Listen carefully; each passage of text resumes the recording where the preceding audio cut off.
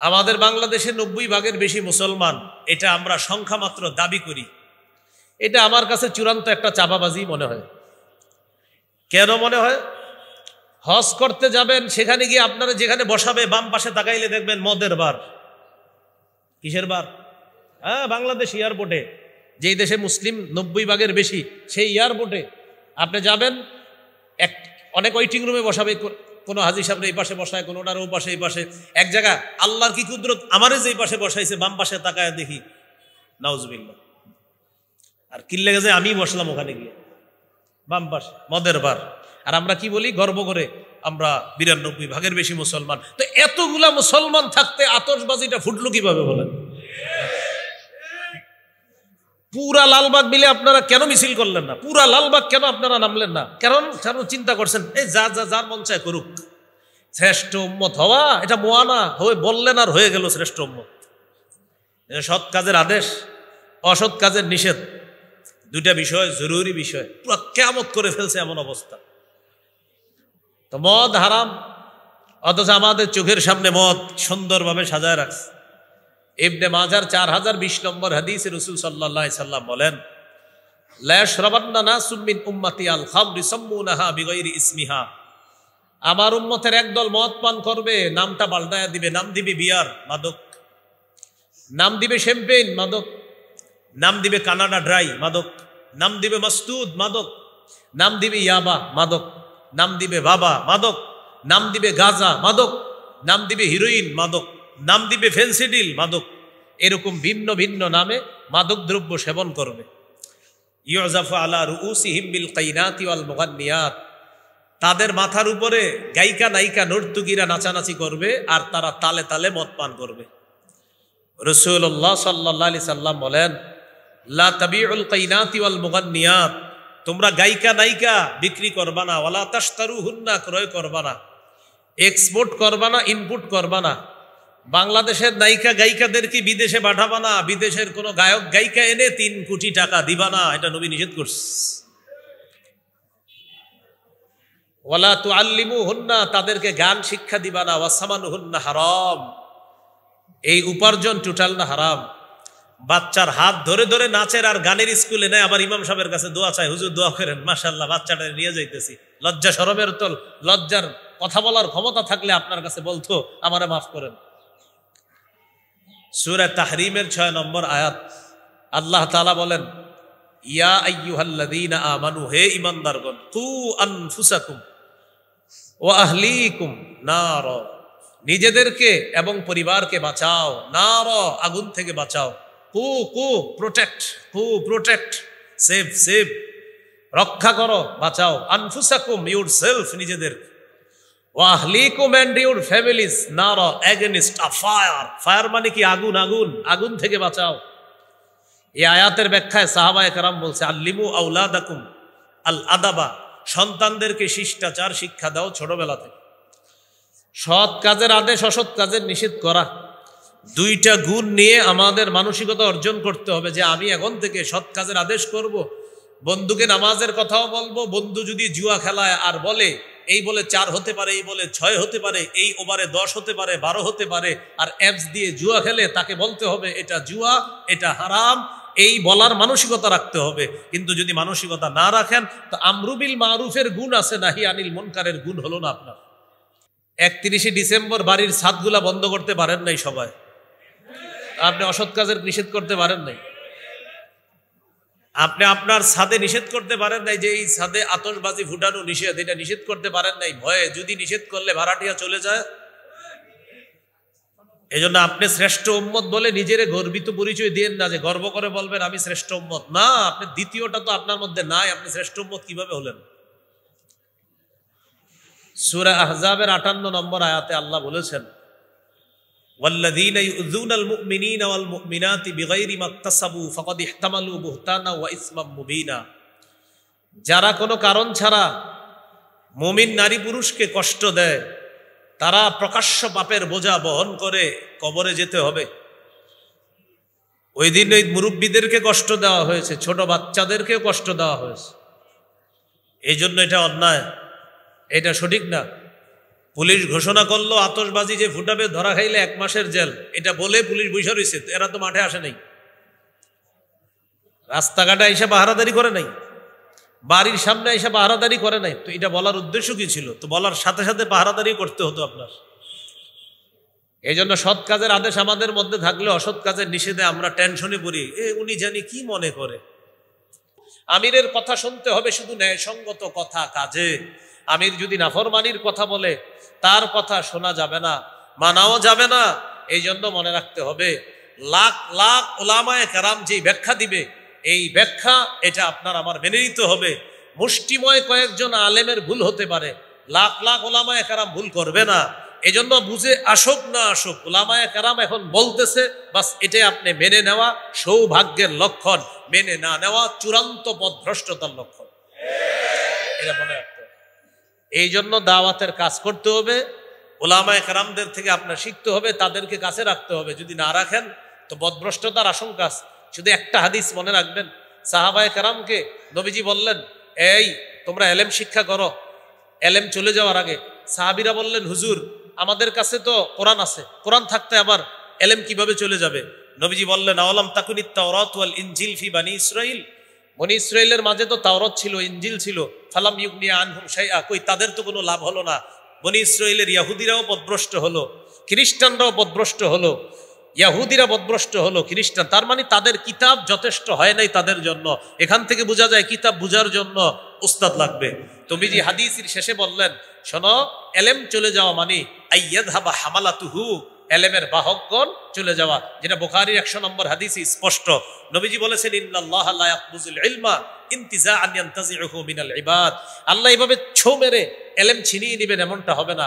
ওয়ালাকিন ইয়াকবিজুল ইলমা বিকবজিল উলামা, আলেমদেরকে উঠায় নেওয়ার মাধ্যমে আল্লাহ তাআলা এলেম উঠিয়ে নেবেন। এখান থেকে বোঝা যায় আমি আপনি নিজে নিজে কোনো কিছু বোঝা এটা যথেষ্ট না।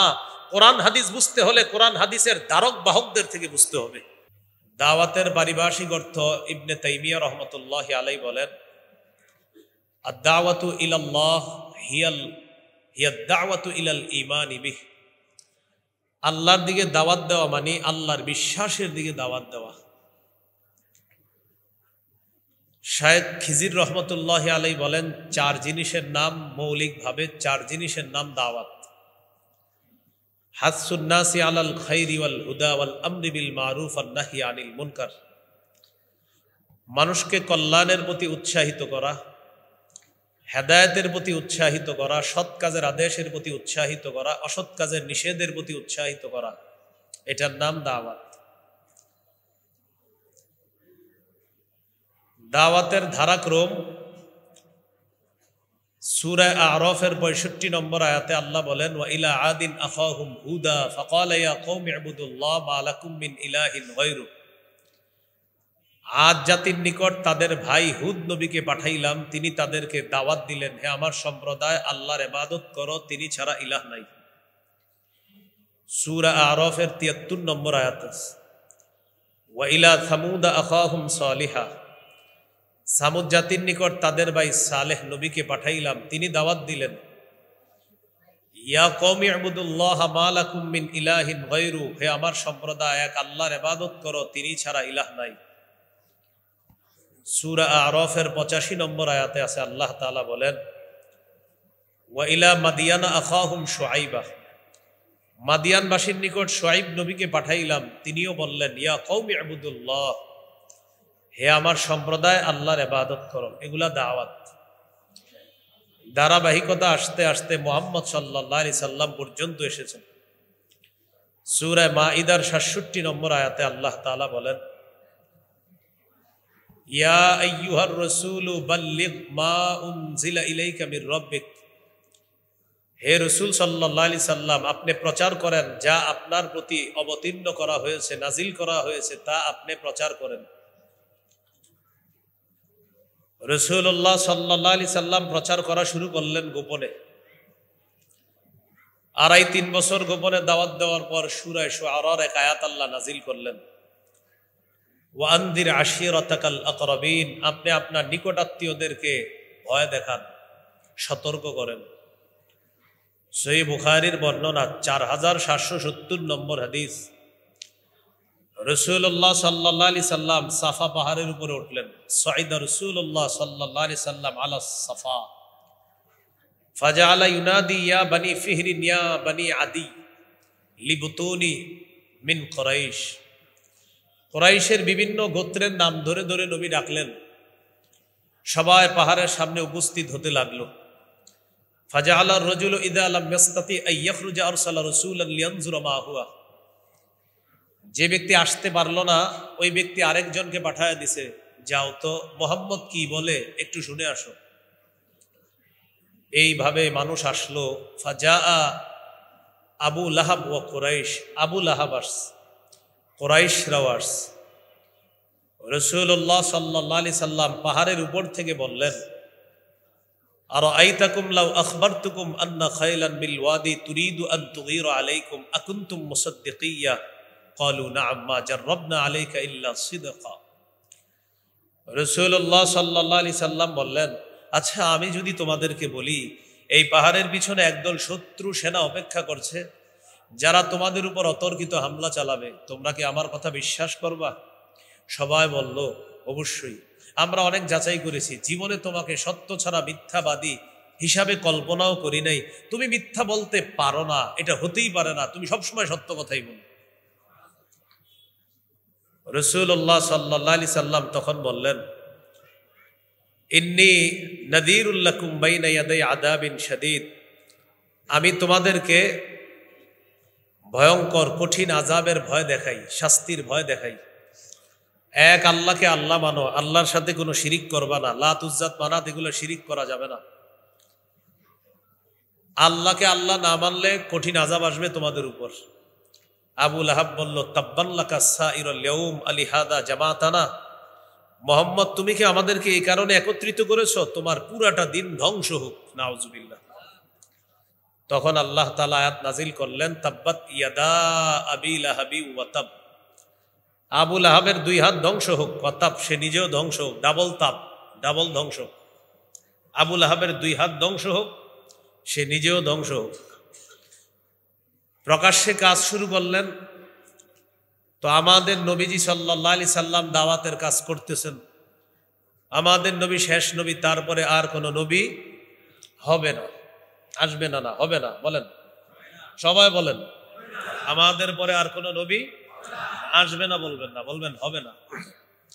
নবীজি কোথাও বলেন নাই লা ইয়াজিউ, বলছে লা ইয়াকুনু।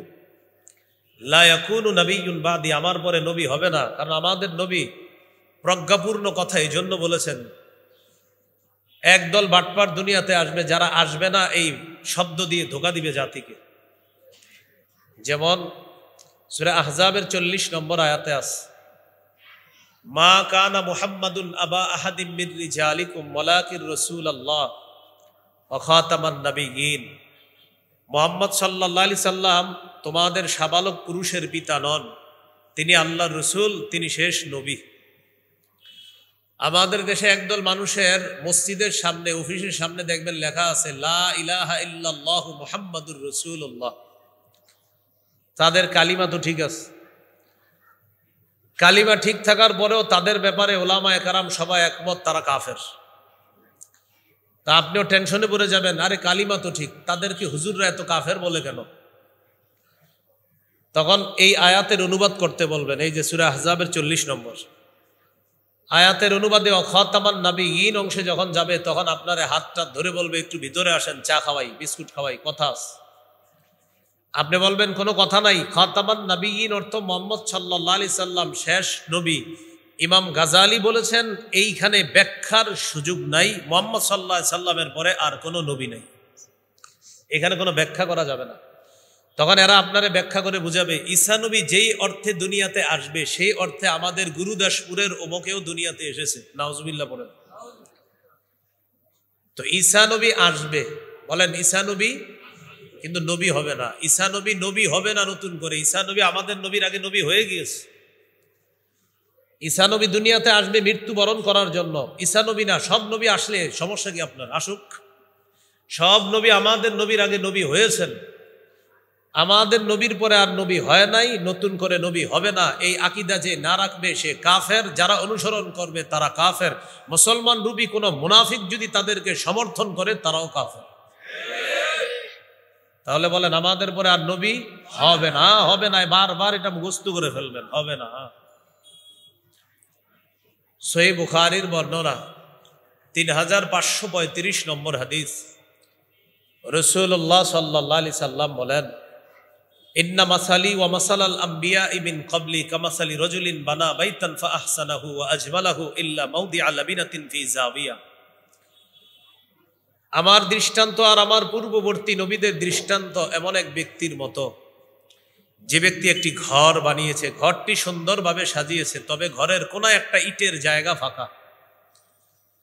নবীজি সাল্লাল্লাহু আলাইহি সাল্লাম বলেন, ফাজআলান নাসু ইয়াতুফুনা বিহি ওয়া ইয়াজাবুনা লাহু ওয়া ইয়াকুলুনা হাল্লা উদিআত হাদিহিল লাবিনা। মানুষ এই ঘরের চারপাশে ঘুরতে থাকে আর আশ্চর্য হয় ঘরের কোন একটা ইট কেন স্থাপন করা হলো না। নবীজি বলেন, শোনো, আদম থেকে ঈসা নবী পর্যন্ত নবুয়তের ঘর আল্লাহ সাজিয়েছেন, একটা ইটের জায়গা ফাঁকা, মানি আনাল লাবিনা, আমি সেই ইট। আমার মাধ্যমে আল্লাহ তাআলা ওই ইটের জায়গার শূন্যস্থানটা পূরণ করে নবুয়তের ঘরের সৌন্দর্যের সমাপ্ত আল্লাহ করে দিয়েছেন। আনা খাতামুন নবিয়্যিন, আমি শেষ নবী, লা নাবিয়্যা বাদি, আমার পরে নবী হবে না। তো এখন নবীজির পরে নবী হবে না, এই জন্য নবীজির কাজ কে করবে? দাওয়াতের কাজ।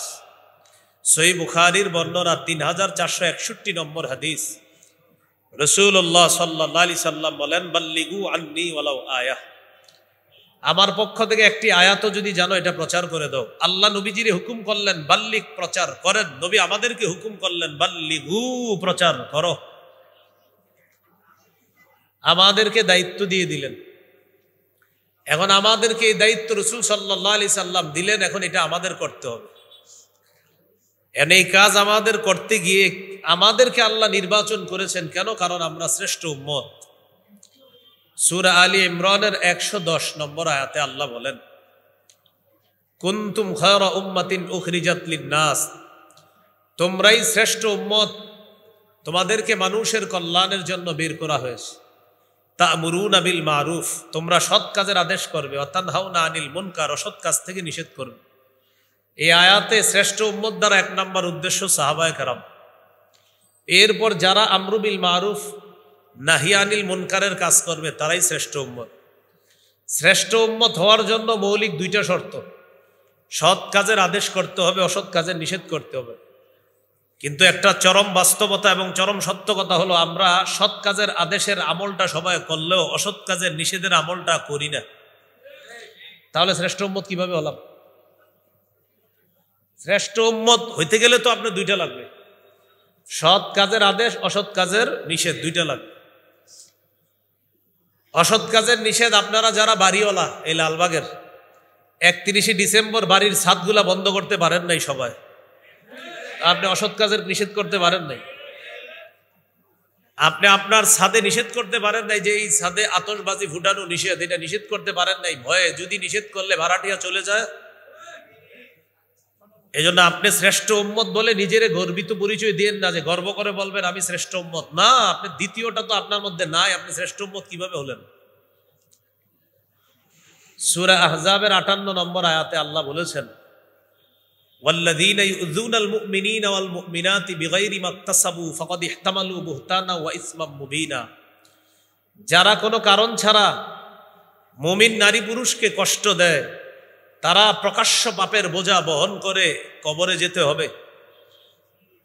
ওই দিন ওই মুরব্বীদেরকে কষ্ট দেওয়া হয়েছে, ছোট বাচ্চাদেরকেও কষ্ট দেওয়া হয়েছে। এই জন্য এটা অন্যায়, এটা সঠিক না। পুলিশ ঘোষণা করলো আতশবাজি যে ফুটাবে ধরা খাইলে 1 মাসের জেল, এটা বলে পুলিশ বসে রয়েছে, এরা তো মাঠে আসে নাই, রাস্তাঘাটে এসে পাহারাদারি করে নাই, বাড়ির সামনে এসে পাহারাদারি করে নাই। তো এটা বলার উদ্দেশ্য কি ছিল? তো বলার সাথে সাথে পাহারাদারি করতে হতো আপনার। এই জন্য সৎ কাজের আদেশ আমাদের মধ্যে থাকলে অসৎ কাজের নিষেধে আমরা টেনশনে পড়ি, উনি জানি কি মনে করে। তো নাহি আনিল মুনকার, এটা জরুরি বিষয়। রাসূলুল্লাহ সাল্লাল্লাহু আলাইহি সাল্লাম বলেন, মান রাআ মিনকুম মুনকারান, তোমাদের মধ্যে কেউ যখন কোনো অপছন্দনীয় কাজ দেখবে, ফালইউগাইয়িরহু বিয়াদি, সে যেন তার হাত দ্বারা বাধা দেয়। ফাইল্লাম ইয়াস্তাতি ফাবিলিসানি, হাত দ্বারা না পারলে জবান দিয়ে বিরোধিতা করবে। ফাইল্লাম ইয়াস্তাতি ফাবিকলবিহি, জবান দিয়ে না পারলে অন্তর দিয়ে কি করবে? বলেন সবাই। এই শুধু একটু বললে হবে না, ঘৃণা করার পাশাপাশি পরিকল্পনা করবে। এই জন্য নবী কলব বলছে। মুফতি ফজলুল হক আমিনী রহমতুল্লাহ আলাই এই হাদিসের অনুবাদে এরকম অনুবাদ করেছেন। আমি বাংলাদেশে আর কারো মুখে এরকম অনুবাদ শুনি নাই। হজরতের মুখে অনুবাদটা শুনছি একমাত্র। আমি দাখিল পরীক্ষা দেওয়ার পরে লম্বা সময় কোনো কাম নাই, হুজুরের ক্লাসে গিয়ে পিছনে বসে থাকতাম। আমি ডাইরেক্ট ছাত্র না, তখন আমাদের এই হজরতরা বুখারী পড়তেন, ডাইরেক্ট ছাত্র। ওনাদের পিছনে গিয়ে আমি বসে থাকতাম, এটা ওনারাও জানে না। তা আমি ডাইরেক্ট ছাত্র ছিলাম না। হুজুর ওই ক্লাসে বলছিলেন, ফাবি কলবিহি দ্বারা উদ্দেশ্য হলো অন্তরে প্ল্যান করতে হবে কিভাবে এই খারাপ কাজ বাধা দেওয়া যায়। এছাড়া আমি আর কারো মুখে সবার মুখে শুনছি ঘৃণা করা ঘৃণা করা, কিন্তু হজরত যখন বললেন পরিকল্পনা, আমার বুঝে আসছে কলব বলার উদ্দেশ্য আসলেই পরিকল্পনা, কলব। আর পরিকল্পনার সম্পর্ক কলবের সাথে। এই জন্য আপনি খারাপ কাজকে ঘৃণা করে আল্লাহুম্মা বিসমিকা আমুতু আহিয়া বইলা ঘুমায় গেলেন না, হবে না। আপনি পরিকল্পনা করতে হবে যে আজকে পারি নাই, কালকে বুঝাবো কিভাবে কি করা যায়, পরিকল্পনা করা। এটা হলো নাহি আনিল মুনকার। তো সৎ কাজের আদেশ, অসৎ কাজের নিষেধ, এটা জরুরি বিষয়। অসৎ কাজের নিষেধ এটা জরুরি বিষয়। আমাদের বাংলাদেশে 90% বেশি মুসলমান, এটা আমরা সংখ্যা মাত্র দাবি করি। এটা আমার কাছে চূড়ান্ত একটা চাপাবাজি মনে হয়। কেন মনে হয়? হজ করতে যাবেন, সেখানে গিয়ে আপনারা যেখানে বসাবে বাম পাশে তাকাইলে দেখবেন মদের বার। কিসের বার? হ্যাঁ, বাংলাদেশ এয়ারপোর্টে, যেই দেশে মুসলিম 90% বেশি, সেই এয়ারপোর্টে আপনি যাবেন, অনেক ওয়েটিং রুমে বসাবে। কোনো হাজি সাহেব এই পাশে বসায়, কোনোটার ও পাশে এই পাশে। এক জায়গা আল্লাহর কি কুদরত, আমারে যেই পাশে বসাইছে বাম পাশে তাকায় দেখি, নাউজুবিল্লাহ। আর কি লেগে যায়, আমি বসলাম ওখানে গিয়ে বাম পাশে, মদের বার। আর আমরা কি বলি গর্ব করে, আমরা 92% বেশি মুসলমান। তো এতগুলা মুসলমান থাকতে আতশবাজিটা ফুটলো কিভাবে বলেন? পুরা লালবাগ মিলে আপনারা কেন মিছিল করলেন না? পুরা লালবাগ কেন আপনারা নামলেন না? কারণ চিন্তা করছেন এই যার মন চায় করুক। শ্রেষ্ঠ উম্মত হওয়া এটা মোয়ানা হয়ে বললেন আর হয়ে গেল শ্রেষ্ঠ উম্মত। সৎ কাজের আদেশ, অসৎ কাজের নিষেধ, দুইটা বিষয় জরুরি বিষয়। পুরো কিয়ামত করে ফেলছে এমন অবস্থা। তো মদ হারাম, অথচ আমাদের চোখের সামনে মদ সুন্দরভাবে সাজায় রাখছে। ইবনে মাজার 4020 নম্বর হাদিসে রাসূল সাল্লাল্লাহু আলাইহি সাল্লাম বলেন, লা ইয়াশরাবান্না নাসুম মিন উম্মতি আল খামরি সাম্মুনাহা বিগাইরি ইসমিহা। আমার উম্মতের একদল মদ পান করবে, নামটা পাল্টায়া দিবে, নাম দিবে বিয়ার, মাদক। নাম দিবে শ্যাম্পেন, মাদক। নাম দিবে কানাডা ড্রাই, মাদক। নাম দিবে মাস্তুদ, মাদক। নাম দিবে ইয়াবা, মাদক। নাম দিবে বাবা, মাদক। নাম দিবে গাঁজা, মাদক। নাম দিবে হিরোইন, মাদক। নাম দিবে ফেন্সিডিল, মাদক। এরকম ভিন্ন ভিন্ন নামে মাদক দ্রব্য সেবন করবে। ইউজাফু আলা রুউসিহিম বিল কাইনাতি ওয়াল মুগান্নিয়াত। তাদের মাথার উপরে গায়িকা নায়িকা নর্তকীরা নাচানাচি করবে, আর তারা তালে তালে মদ পান করবে। রাসূলুল্লাহ সাল্লাল্লাহু আলাইহি সাল্লাম বলেন, লা তাবিউল কাইনাতি ওয়াল মুগান্নিয়াত। তোমরা গায়িকা নায়িকা বিক্রি করবা না, ওয়ালা তাশতারুহুন্না, ক্রয় করবা না, এক্সপোর্ট করবা না, ইনপুট করবা না। বাংলাদেশের নায়িকা গায়িকাদেরকে বিদেশে পাঠাবা না, বিদেশের কোন গায়ক গায়িকা এনে 3 কোটি টাকা দিবা না, এটা নবী নিষেধ করছে। ওয়ালা তুআল্লিমুহুন্না, তাদেরকে গান শিক্ষা দিবা না, ওয়াসামানুহুন্না হারাম, এই উপার্জন টোটাল না হারাম। বাচ্চার হাত ধরে ধরে নাচের আর গানের স্কুলে নেয়, আবার ইমাম সাহেবের কাছে দোয়া চায়, হুজুর দোয়া করেন, মাশাআল্লাহ বাচ্চাটা নিয়ে যাইতেছি। লজ্জা শরমের তোল, লজ্জার কথা বলার ক্ষমতা থাকলে আপনার কাছে বলতো আমারে মাফ করেন। সূরা তাহরিমের 6 নম্বর আয়াত, আল্লাহ তাআলা বলেন, ইয়া আইয়ুহাল্লাযীনা আমানু, হে ঈমানদারগণ, কু আনফুসাকুম ওয়া আহলিকুম নার, নিজেদেরকে এবং পরিবারকে বাঁচাও, নার, আগুন থেকে বাঁচাও।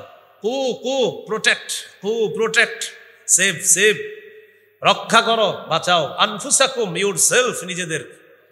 ওয়া আহলিকুম, এন্ড ইউর ফ্যামিলিজ, নার, এগেইনস্ট আ ফায়ার। ফায়ার মানে কি? আগুন থেকে বাঁচাও। এই আয়াতের ব্যাখ্যায় সাহাবায়ে কেরাম বলছে, আল্লিমু আউলাদাকুম আল আদাবা, সন্তানদেরকে শিষ্টাচার শিক্ষা দাও ছোটবেলা থেকে। সৎ কাজের আদেশ, অসৎ কাজের নিষেধ করা, দুইটা গুণ নিয়ে আমাদের মানসিকতা অর্জন করতে হবে যে আমি এখন থেকে সৎ কাজের আদেশ করব, বন্ধুকে নামাজের কথাও বলবো। বন্ধু যদি জুয়া খেলায় আর বলে, এই বলে 4 হতে পারে, এই বলে 6 হতে পারে, এই ওভারে 10 হতে পারে, 12 হতে পারে, আর অ্যাপস দিয়ে জুয়া খেলে, তাকে বলতে হবে এটা জুয়া, এটা হারাম, এই বলার মানসিকতা রাখতে হবে। কিন্তু যদি মানসিকতা না রাখেন তো আমরু বিল মারুফের গুণ আছে, নাহি আনিল মুনকারের গুণ হলো না আপনার। সূরা মাইদার 90 নম্বর আয়াতে আল্লাহ বলেন, ইন্নামাল খামরু মদ, ওয়াল মাইসির জুয়া, ওয়াল আনসাব মূর্তি, ওয়াল আজলাম ভাগ্য নির্ণয়ক স্বর, তার সাপ দিয়ে ভাগ্য গণনা করা, টিয়া পাখি ময়না পাখি হাতের রেখা দেখে ভাগ্য গণনা করা, রিজিসুম এগুলা নাপাক, মিন আমালিশ শায়তান এগুলা শয়তানের কাজ, ফাজতানিবুহু তোমরা এগুলা থেকে বিরত থাকো। তাহলে মাদক দ্রব্য এটা থেকে সমাজকে বাঁচাতে হবে, নাহি আনিল মুনকার করতে হবে, এটার বিরোধিতা করতে হবে। এটার আমদানি রপ্তানি যেই জায়গায় হয় তাদেরকে এটার বিরোধিতা করতে হবে আপনার। এটা হলো নাহি আনিল মুনকার, অসৎ কাজ থেকে নিষেধ করা। এই হলো আপনার দাওয়াতের কাজ। এটা আমাদেরকে রাসূল সাল্লাল্লাহু আলাইহি সাল্লাম নবীজির পরে যেহেতু নবী হবে না, তাই জিম্মাদারি আমাদের। এখন এই জিম্মাদারি পালন করতে গিয়ে কারো না কারো নেতৃত্বে এই জিম্মাদারিটা পালন করতে হয়। এখন যাদের নেতৃত্বে আমরা এই জিম্মাদারি পালন করব তাকে আমির বলে। বলেন কি বলে? সবাই বলেন কি বলে? মাশাআল্লাহ, আমির। আর সেটা যদি তাবলীগের কাজ হয় তো তার নাম হবে আমিরুত তাবলীগ, তাবলীগের আমির, বা আমিরুদ দাওয়া ওয়াত তাবলীগ, দাওয়াত ও তাবলীগের আমির। আমিরকে অনুসরণ করে দাওয়াতের কাজ করতে হবে, তাবলীগের কাজ। এখন কথা হলো আমিরকে অনুসরণ করব কেন?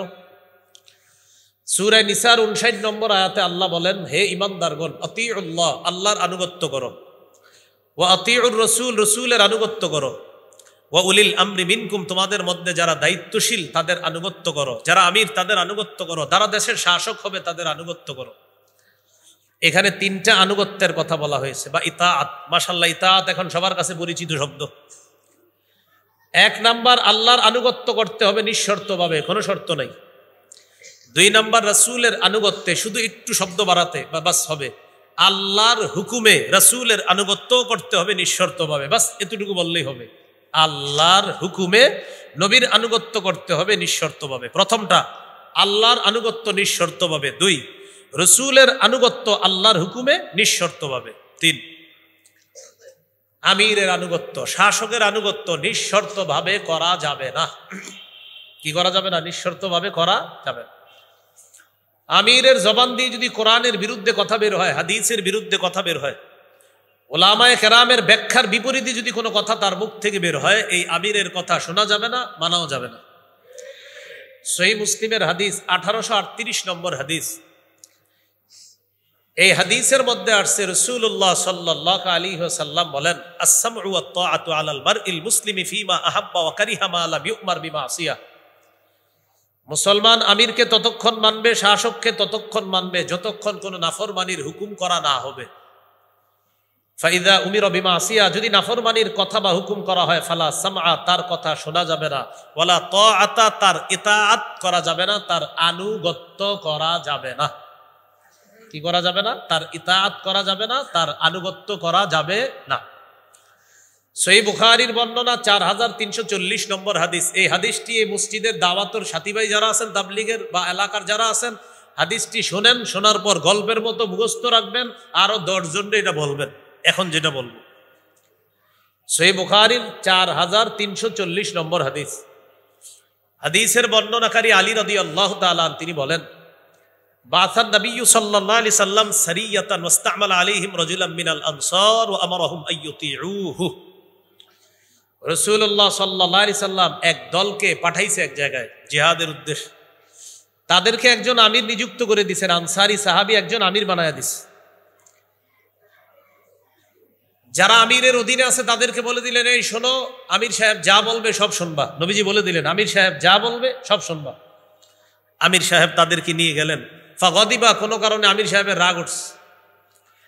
রাগ উঠার পর আমির সাহেব তাদেরকে বললেন, আলাইসা কদ আমারাকুম রাসূলুল্লাহ সাল্লাল্লাহু আলাইহি সাল্লাম আন তুতিউনি, আচ্ছা নবী কি তোমাদেরকে বলে নাই আমার আনুগত্য করার জন্য? সবাই বললেন হ্যাঁ নবীজি বলছে। তখন ওই আমির সাহেব বললেন তাহলে এক কাজ করো, ইজমাউলি হাতবা, লাকড়ি সংগ্রহ করো। সবাই লাকড়ি সংগ্রহ করে নিয়ে আস। এবার আমির সাহেব বললেন আও কিদু হা নার, লাকড়ির মধ্যে আগুন লাগায় দাও। ফাও কদু হা নার, তারা লাকড়িতে আগুন লাগিয়ে দিছে। আমি আবার বলছি, এক দলকে নবী পাঠাইলেন, তাদের একজন আমির বানায়া দিলেন। নবীজি সাল্লাল্লাহু আলাইহি সাল্লাম বললেন আমির যা বলবে সব শুনবা। আমির সাহেব তাদেরকে রাগান্বিত অবস্থায় বললেন নবী না বলছে আমি যা বলবো সব শুনবা, তোমরা লাকড়ি সংগ্রহ করো, লাকড়িতে আগুন লাগাও। তারা লাকড়ি সংগ্রহ করছে, আগুন লাগাইছে। লাগানোর পর এবার আমির সাহেব বললেন উদখুলু হা, তোমরা আগুনে ঝাঁপ দাও। কি বললেন? আগুনে ঝাঁপ দাও।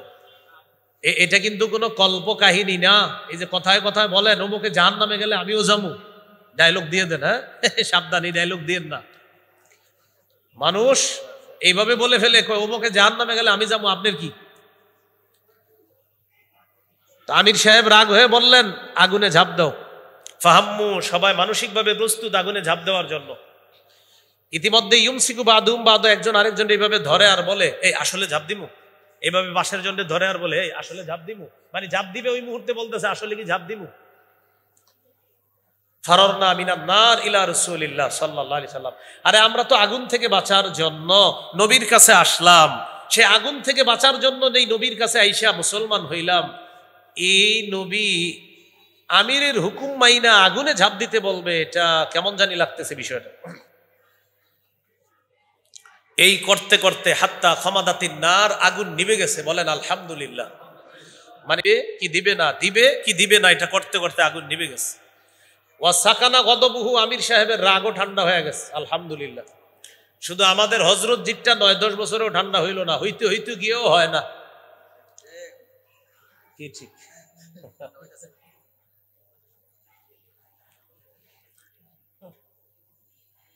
এখন আমির সাহেবের রাগ ঠান্ডা হয়ে গেছে, আগুন নিভে গেছে। ঘটনাটা নবীজির কাছে গেছে।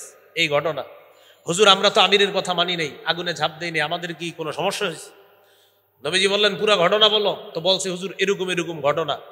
নবীজি বললেন সর্বনাশ, লাউ দাখালু হা মা খরজু মিনহা ইলা ইয়াউমিল কিয়ামা, তারা যদি আমিরের কথা শুই না আগুনে ঝাঁপ দিত, কিয়ামত পর্যন্ত আগুন থেকে বের হতে পারতো না। নবীজি বললেন ইন্নামাত তাআতু ফিল মারুফ, আমিরের কথা শুনতে হবে শুধু ন্যায়সঙ্গত কথা কাজে। আমির যদি নাফরমানির কথা বলে তার কথা শোনা যাবে না, মানাও যাবে না। এই জন্য মনে রাখতে হবে লাখ লাখ উলামায়ে কেরাম যেই ব্যাখ্যা দিবে, এই ব্যাখ্যা এটা আপনার আমার মেনে নিতে হবে। মুষ্টিময় কয়েকজন আলেমের ভুল হতে পারে, লাখ লাখ উলামায়ে কেরাম ভুল করবে না। এজন্য বুঝে আসুক না আসুক, উলামায়ে কেরাম এখন বলতেছে বাস, এটাই আপনি মেনে নেওয়া সৌভাগ্যের লক্ষণ, মেনে না নেওয়া চূড়ান্ত পথভ্রষ্টতার লক্ষণ। এটা মনে রাখতে হবে। এই জন্য দাওয়াতের কাজ করতে হবে, উলামায়ে কেরামদের থেকে আপনার শিখতে হবে, তাদেরকে কাছে রাখতে হবে। যদি না রাখেন তো পথভ্রষ্টতার আশঙ্কা। শুধু একটা হাদিস মনে রাখবেন, সাহাবায়ে কেরামকে নবীজি বললেন এই তোমরা এলেম শিক্ষা করো। এলেম চলে যাওয়ার আগে সাহাবীরা বললেন হুজুর আমাদের কাছে তো কোরআন আছে, কোরআন থাকতে আবার এলেম কিভাবে চলে যাবে? নবীজি বললেন আওয়ালাম তাকুনিত তাওরাত ওয়াল ইনজিল ফি বানি ইসরাইল, বনি ইসরাইলের মাঝে তো তাওরাত ছিল, ইনজিল ছিল। ফালাম ইউগনিয়া আনহুম শাইআ, কই তাদের তো কোনো লাভ হলো না। বনি ইসরাইলের ইহুদিরাও পথভ্রষ্ট হলো, খ্রিস্টানরাও পথভ্রষ্ট হলো। ইহুদিরা পথভ্রষ্ট হলো, খ্রিস্টান, তার মানে তাদের কিতাব যথেষ্ট হয় নাই তাদের জন্য। এখান থেকে বোঝা যায় কিতাব বুঝার জন্য উস্তাদ লাগবে। নবীজি হাদিসের শেষে বললেন শোনো, এলেম চলে যাওয়া মানে আইয়াযহাবা হামালাতুহু, এলেমের বাহকগণ চলে যাওয়া, যেটা বুখারীর 100 নম্বর হাদিসে স্পষ্ট। নবীজি বলেছেন ইন্নাল্লাহা লা ইয়াকবুজুল ইলমা ইনতিজাআন ইয়ানতাজিউহু মিনাল ইবাদ, আল্লাহ এভাবে ছো মেরে এলেম ছিনিয়ে নেবেন এমনটা হবে না। ওয়ালাকিন ইয়াকবিজুল ইলমা বিকবজিল উলামা, আলেমদেরকে উঠায় নেওয়ার মাধ্যমে আল্লাহ তাআলা এলেম উঠিয়ে নেবেন। এখান থেকে বোঝা যায় আমি আপনি নিজে নিজে কোনো কিছু বোঝা এটা যথেষ্ট না। কোরআন হাদিস বুঝতে হলে কোরআন হাদিসের ধারক বাহকদের থেকে বুঝতে হবে। এটা হাদিস দ্বারা নবীজি বুঝিয়ে দিলেন। এই ঠিক কি মসজিদেও ঠিক না বাহিরে গেলেও ঠিক? একটা তো রেডিমেড ঠিক, মানে সবাই ঠিক বলছে জন্য আমিও ঠিক বলতেছি। তো বাইরে যাওয়ার পর চিন্তা করি তোর আপনি কই লইব নাকি আমি আগেরটাই, এরকম যেন না হয়। এই জন্য কথাগুলা আমরা মনে রাখবো। তাহলে দাওয়াতের কাজ এটা রসুল সাল্লাল্লাহু আলাইহি সাল্লাম সহ আম্বিয়া কেরাম তারা করেছেন, এটা আমরাও করব। বাকি এটার নিয়ম আছে, এটার পদ্ধতি আছে, এটা সুশৃঙ্খলভাবে করার নিয়ম কানুন আছে। দাওয়াত যে আমি দিব এই ব্যাপারে আমার যথেষ্ট জ্ঞান থাকতে হবে। এই জ্ঞান আমি কার থেকে শিখতে হবে? কোরআন সুন্নাহর বাহকদের থেকে শিখতে হবে। এই জন্য আল্লাহর আনুগত্য, রসুলের আনুগত্য আর আমিরের আনুগত্য, 3 আনুগত্যের পার্থক্য বুঝে শুনে আগামীতে যেন আমরা সঠিক পথে থাকতে পারি। আল্লাহ তৌফিক দান করেন।